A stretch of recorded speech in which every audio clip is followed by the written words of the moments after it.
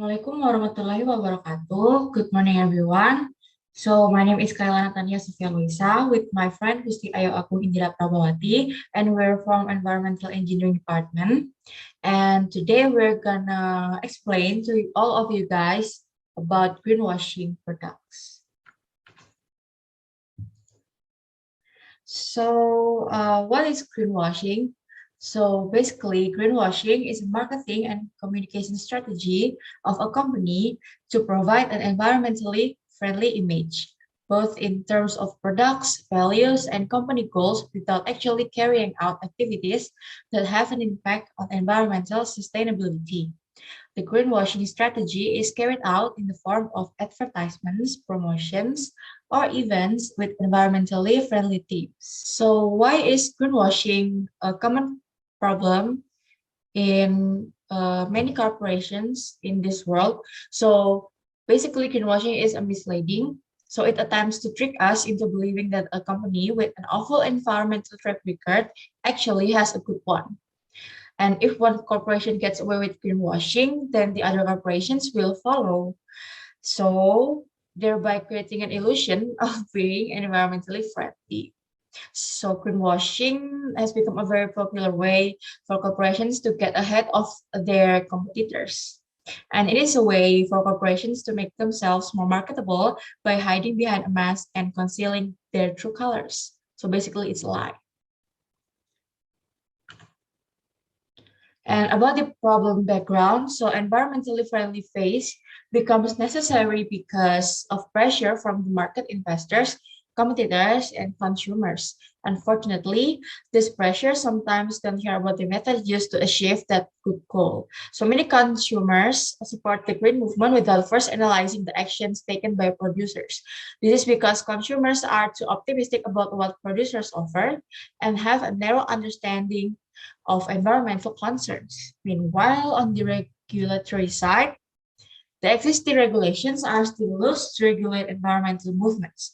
This is followed by the regulators who still have not provided space for the participation of organizations, NGOs, and environmental activists in the process of monitoring, seeking aspirations, and making environmental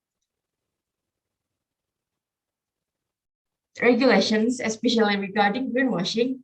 And greenwashing is also motivated by the company's obligation to realize the Sustainable Development Goals, or as we call SDGs, and is determined by the United Nations or UN. And the next slide will be explained by my friend Gusti Agung Indira Prabawati. Thank you. Okay, next is the example of greenwashing products. But before that, I will introduce myself. My name is Gusti Agung Indira Prabawati with NRP number 50142111114. Okay, the first one is the greenwashing carried out by bottled water supply companies. This product claims that the bottle used is a plant bottle, which is a plastic bottle made partly from plants with a recycle symbol attached.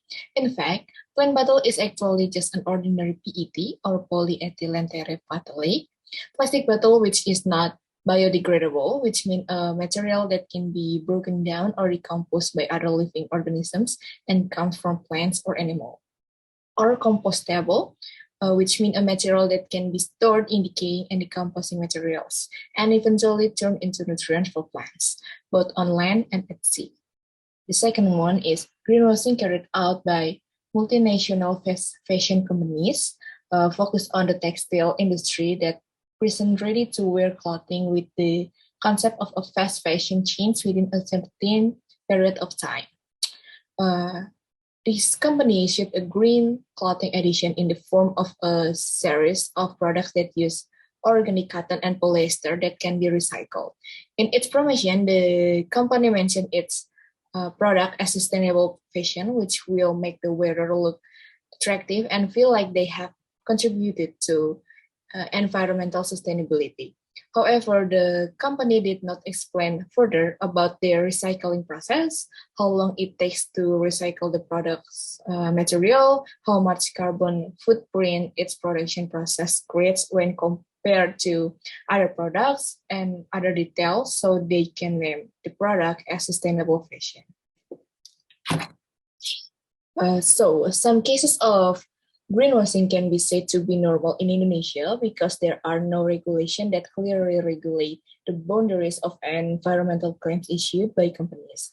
Therefore, some examples of regulation on by several countries above can be a reference for the Indonesian government to be able to tighten existing regulations. In that way, cases of environmental damage caused by greenwashing can be prevented.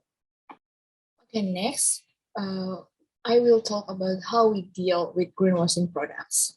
First, it is important for us to be more selective and to work in choosing the products we will use. Instead, do not be easily attracted by the term and appearance of environmentally friendly products.